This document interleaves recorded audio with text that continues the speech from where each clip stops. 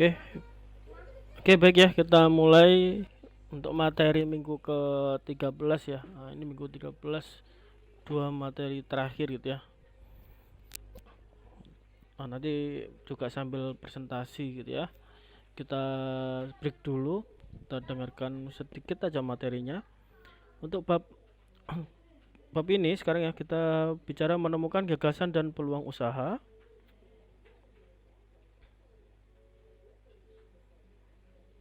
Ya, jadi ada beberapa tahap merintis usaha baru gitu ya. Nah, seperti teman-teman itu udah bisa menemukan, udah bisa mencari, ada masukan dari teman, mungkin ada melihat dari daerah sekitar atau gimana gitu ya.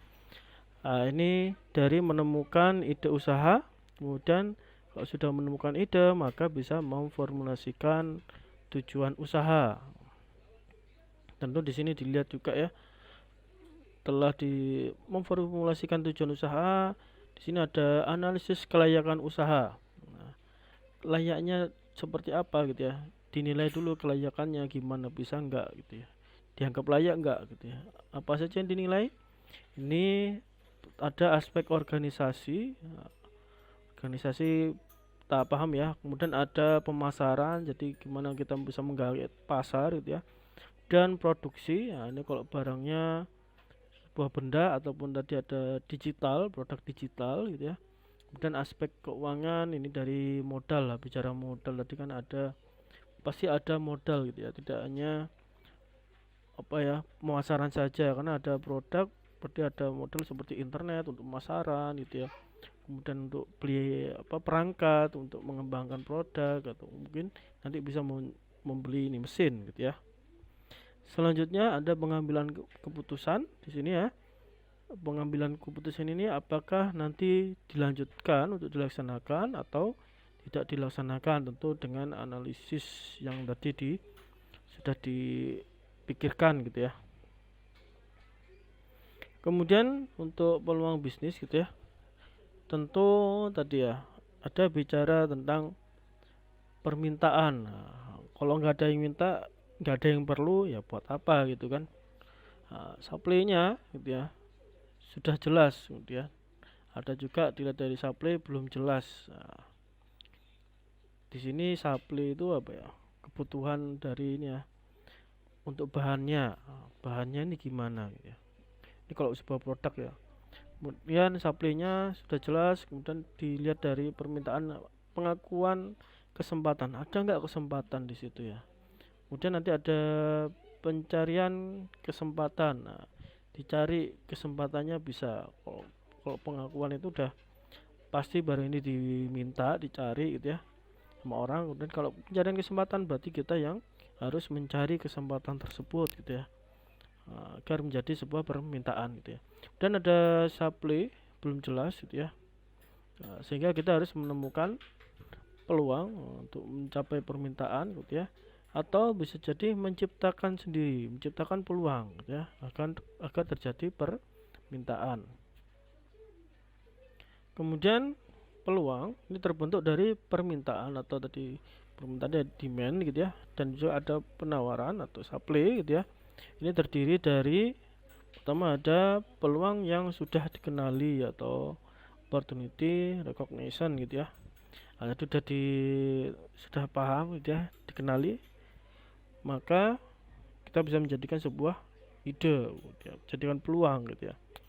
Dan peluang yang belum dikenali dan perlu dicari gitu ya, mencari ini ya, opportunity atau peluangnya gitu ya, bisa dicari. Tentu ya kita biasanya ya harus mencari-cari di, kalau sekarang ya di internet kan udah luas ya, peluang apa yang biasanya dicari gitu ya, yang diminati gitu ya.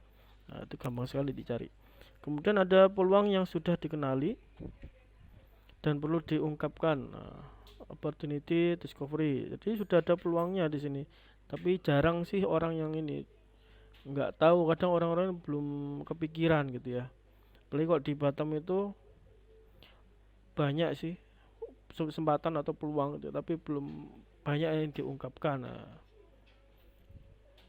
kemudian ya bisa jadi kita melihat di daerah lain atau kota-kota lain gitu ya, kota besar misalkan, di situ sudah apa sih yang sudah jadi banyak ya yang diminta di pasar gitu ya. Seperti tadi undangan digital lah di luar kota itu sudah banyak sekali. Tapi kalau di Batam ini masih mungkin belum terlalu banyak saingnya atau malah nggak, bahkan nggak ada gitu ya. Nah, ini yang perlu diungkapkan dari peluangnya. Dan peluang yang belum dikenali ya, belum nggak kenal sama sekali nih peluangnya. Padahal ini kalau dijual laku, wah. Tapi kalau apa ya, hal-hal yang baru gitu ya, nah ini yang perlu dibahas lebih lanjut, perlu dikenali gitu ya. Biasanya yang nggak punya pesaing gitu ya, peluang yang belum dikenali. Kemudian aspek pemasaran gitu ya. Nanti kita lihat dari beberapa aspek gitu ya. Kemudian di sini ada aspek pemasaran, ada permintaan gitu ya. Permintaan apa saja? Nah, seperti jenis barang atau jasa yang dijual, produknya gitu ya. Kemudian ada keunggulan produk dibanding pesaing ya. Jadi ada produk itu banyak macam-macamnya gitu ya. Ada 10 misalkan brandnya ada 10. Tapi tentu yang dilihat orang itu adalah produk yang punya keunggulan gitu ya dibanding yang lain. Kenapa sih kau milih ini dibanding yang lain gitu ya. Kemudian target pembeli atau kelas pembeli ya. Kita juga harus tahu ya, target pembeli ini bisa jadi anak kecil, remaja, orang dewasa gitu ya.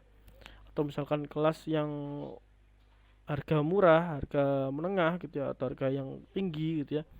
Nah, ini juga akan mempengaruhi dari bahannya nanti gitu, atau kalau misalnya berupa produk ya. Dan daerah penjualan. Nah, ini mau jual di mana? Di tengah kota gitu ya, atau di pinggiran, atau bahkan di satu negara gitu, atau negara yang luar negara gitu, luar negeri gitu ya. Nah, kemudian ada lokasi penjualan. Nah, lokasinya di mana? Misalnya kita juga lokasi ini gimana sih supaya orang melihat gitu ya, gampang mudah ditemukan gitu ya, mudah dikenali, bahkan menjadi lokasi itu jadi pemasaran juga bisa gitu ya. Jadi tempat yang menjual ya, itu juga bisa. Dan jumlah penduduk target pembeli ya, ini kalau Anda lihat lokasinya di mana, perumahan mana misalkan sudah padat penduduk atau gimana gitu ya. Misalkan penduduknya banyak, nah, ini kayaknya belum ada pesaingnya, penduduknya banyak. Nah, ini kita bisa jual di sini nih ya. Dan usaha target pembeli tadi dari mungkin kecil ya, remaja gitu ya, dan seterusnya. Dan ada pendapatan target, ada potensi pembeli di bakal dibeli nggak kira-kira gitu ya. Dan penjualan per bulan dan per tahunnya gitu ya. Kemudian setelah ada permintaan ini ada penawaran gitu ya. Nah, contohnya ada nama-nama pesaing utama. Biasanya banyak nama yang jadi pesaing kan, udah brandnya udah, apalagi produk yang biasa digunakan apa gitu ya. Kemudian keunggulan pesaingnya apa? Karena pesaing ini punya keunggulan sendiri-sendiri gitu ya. Dan penjualan pesaing per bulan dan per tahun gitu ya. Nah, ini bisa dilihat berapa banyak dia bisa jual produknya untuk pesaing-pesaingnya gitu ya. Kemudian ada nama produk dan jumlahnya. Biasanya nama itu jadi brand tersendiri juga gitu ya. Jumlahnya misalkan banyak barangnya, berarti mereka bisa memenuhi pasar gitu. Kadang seperti itu, tergantung juga dari jumlahnya gitu. Dan penjualan produk per bulan dan per tahun banyak sama ya gitu ya. Pesaing ini produk sendiri gitu ya. Dan ada pertumbuhan permintaan berdasarkan pertumbuhan penduduk. Kalau makin banyak penduduknya, biasanya pertumbuhannya atau kebutuhan pasar meningkat gitu ya. Dan pertumbuhan penawaran berdasarkan pertumbuhan ekonomi ya, bisa tergantung dari lokasi juga ya, ekonomi misalnya di tengah kota dan sebagainya. Dan ada pertumbuhan penjualan, nah, bisa berapa banyak Anda menjual dari produknya gitu ya. Ya, kemudian ada bauran pemasaran seperti produk, price, place, dan promotion. Aspek produksi apa saja di sini? Nah, misalkan dilihat tempatnya dari tanah dan bangunan yang Anda punya gitu ya. Kemudian mesin dan peralatan. Nah, tadi kalau mesinnya bagus, peralatannya udah layak, udah cukup ya, pasti bisa menghasilkan produk yang baik gitu ya. Nah, kalau mesinnya gampang rusak atau mesinnya udah tidak layak, ya nanti akan mempengaruhi hasil produksi gitu ya. Dan inventaris kantor dan ATK seperti biasa juga sebagai menjadi penunjang gitu ya, kendaraan untuk operasional gitu ya, untuk ngantar dan sebagainya. Dan kontrak dibayar di muka biasanya. Ini kalau nggak, biasanya kalau makin banyak kontrak ini kan nggak mau ninggal gitu ya. Kalau ada kontrak pasti diyakinkan gitu ya, supaya produk ini bakal dibeli gitu ya. Kemudian ada biaya sewa. Banyak ini sewa, bisa jadi tadi sewa tempat gitu ya, peralatan sewa itu dan sebagainya juga bisa. Ada bahan baku, kemudian ada upah tenaga produksi, dan ada biaya umum, biaya yang biasanya apa yang digunakan gitu ya, tata letak bangunan. Ini contoh aspek produksi. Kemudian aspek keuangan, jadi ada biaya pengembangan. Jadi gimana sih supaya kita invest ke tempat kita, supaya kita bisa mengembangkan usaha kita gitu ya. Ada juga rugi dan laba gitu ya. Ruginya berapa, keuntungannya gimana, arus kasnya bagaimana gitu, lancar enggak neracanya atau aset kita gimana gitu ya. Ini dilihat dari aspek keuangan. Oke, mungkin itu aja ya untuk materi buku 13 ya. Untuk 13.